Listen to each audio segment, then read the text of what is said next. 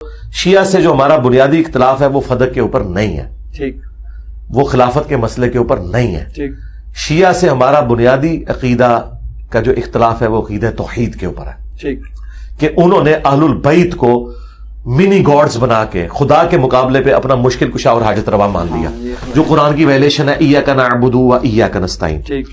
نہج البلاغہ میں مولا علی نے جو خط لکھا ہے حسن ابن علی کے نام, انہوں نے کہا ہے کہ حسن بیٹا یاد رکھنا تو اس کی اولاد ہے جس نے عنقریب مر جانا ہے, زندہ صرف اللہ نے رہنا ہے. تو نے ہر مشکل ہر پریشانی میں اللہ ہی کو پکارنا ہے, اور حسن یاد رکھنا اللہ کا جو دربار ہے یہ وہ دربار ہے کہ اس نے اپنا کوئی دربان بھی مقرر نہیں کیا. اور ساتھ مولا علی نے کہا کہ اللہ تعالیٰ کو اس حوالے سے بھی کوئی حاجت نہیں کہ تم کسی کا واسطہ اور وسیلہ ڈال کے اس کی طرف جاؤ, ٹھیک, ڈائریکٹ تمہاری بات سننے والا ہے. ٹھیک.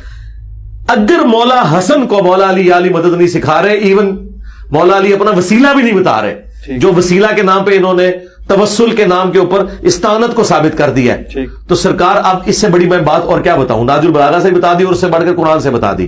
اما یجیب المضطر اذا دعا, اس میں واضح ہے کہ جو اللہ کے سوا کسی اور ہستی کے بارے میں عقیدہ رکھتا ہے, الہ مع اللہ, کیا وہ اللہ کے ساتھ تم نے اس کو الہ ٹھہرا لیا ہوا ہے. عقیدہ توحید قرآن اور نہج البلاغہ کے روح سے یہ شیعہ سے ہمارا بنیادی اختلاف ہے کہ اس کی کوئی جڑ آپ کی کتابوں میں موجود نہیں, نہ قرآن میں, نہ نہج البلاغہ میں, نہ بخاری مسلم میں.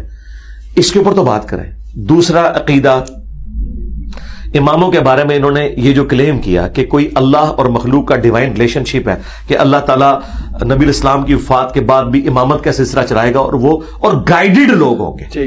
اگر امام سے مراد یہ ایکسپرٹ لیتے ہیں نا کہ وہ قرآن و سنت کے سمجھنے والے ہیں, تو سارے اماموں کو ہم مانتے ہیں. لیکن اگر آپ مولا علی علیہ السلام یا باقی اماموں کے بارے میں کہیں کہ یہ ڈیوائن ہے, خدا کی طرف سے مقرر کرتا ہے, تو یہ بڑا خطرناک معاملہ ہے. کیونکہ نہج البلاغہ میں مولا علی علیہ السلام کا خطبہ ہے اور رسول اللہ کی میت پہ انہوں نے کہا یا رسول اللہ آپ کی موت اگلے انبیاء کی موت کی طرح نہیں ہے, آپ کی موت کی وجہ سے آسمان کا زمین سے رشتہ منقطع ہو گیا. یہ نہج البلاغہ میں لکھا ہے. مولا علی کسی کشف, کسی الہام, کسی ڈیوائن ریلیشن کو اپنے لیے بھی نہیں مان رہے حضور کی وفات کے بعد, تو باقی امام تو شاہی کوئی نہیں, جتنے بھی امام لوگوں نے کھڑے کیے ہیں. یوں سمجھے یہاں پر شیعہ غلو وغیرہ کر جی سرکار, یہ ہے بنیادی اختلاف. ماتم بہت چھوٹی چیز ہے. ماتم ہمارے نزدیک اتنا ہی اختلاف ہے جتنا بریلویوں نے میلاد کے جلوس نکالے ہوئے ہیں, اس سے زیادہ ہم اس سے کوئی تکلیف نہیں ہوتی. ہمیں اصل اختلاف ہوتا ہے جب توحید کے مسئلے میں, امامت کے مسئلے میں آپ ایک پیرلل میں عقیدہ کھڑا کرتے ہیں, ہم اسے ختم نبوت کے اور توحید کے منافی سمجھتے ہیں. معصومیت علی بھائی یوں سمجھیں انبیاء تک رہ جائے گی. ٹھیک, ہم تو انبیاء کو بھی اس طرح معصوم نہیں مانتے جس طرح یہ لوگ مانتے ہیں. سرکار بات یہ ہے, انبیاء بھی جو معصوم ہے وہ یہ معصوم نہیں ہے کہ انبیاء غلطی نہیں کر سکتے. انبیاء معصوم یہ ہے کہ انبیاء گناہ نہیں کریں گے. گناہ اور غلطی میں فرق سمجھیے گا. قرآن میں آیا ہے کہ حضرت آدم سے بھی غلطی ہوئی, حضرت یوسف کے بارے میں آیا کہ وہ بھی عورت کا قصد کر لیتے اگر اللہ نہ بچاتا. موسیٰ علیہ السلام سے بندہ قتل ہو گیا. نبی علیہ السلام کے بارے میں آیا کہ غزوہ بدر کے قیدی چھوڑ دیے انہوں نے. غزوہ تبوک کے موقع پر آیا کہ انہوں نے لوگوں کے بہانے قبول کر لیے. اللہ نے فرمایا نبی اللہ آپ کو معاف کرے, آپ نے یہ کیوں کیا. اور سورہ انفال میں تو آیا کہ اللہ نے آپ کو اور آپ کے ساتھیوں کو عذاب دینا تھا جو آپ نے غزوہ بدر کے قیدیوں کو چھوڑ دیا. اتنے سخت الفاظ ہیں, تو ظاہر ہے اجتہادی غلطیاں ہوئی ہیں نا. نبی کی معصومیت کا مطلب یہ ہے کہ نبی آج کی ڈیٹ میں معصوم ہے. اپنی زندگی میں اگر اسے کوئی مس ہینڈلنگ ہوئی ہے نا اللہ کے ریفرنس سے, تو اللہ نے اس کی ریمیڈی کی, اس نے رجوع کیا, اور آج کی ڈیٹ میں نبی کی جو تعلیمات ہم تک پہنچی ہیں وہ معصومیت والی ہیں. نبی کا معصوم ہونا قطعاً یہ نہیں ہے کہ نبی روبوٹ ہے. تو اگر نبیوں کے بارے میں قرآن یہ عقیدہ رکھ رہا ہے تو سرکار باقی تو پھر شاہی کوئی نہیں. سیدھی سی بات ہے.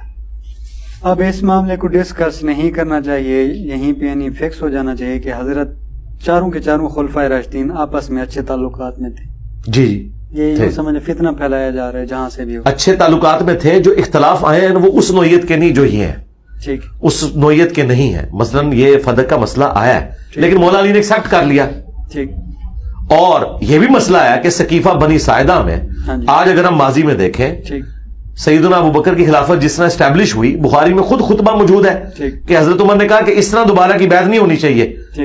وہ بھی اس کو ایک کیٹاسٹرافک کنڈیشن سمجھتے تھے. ان کے بابا والا واقعہ وہ بھی سچ ہے. کون سا؟ ابو قحافہ میرے خیال.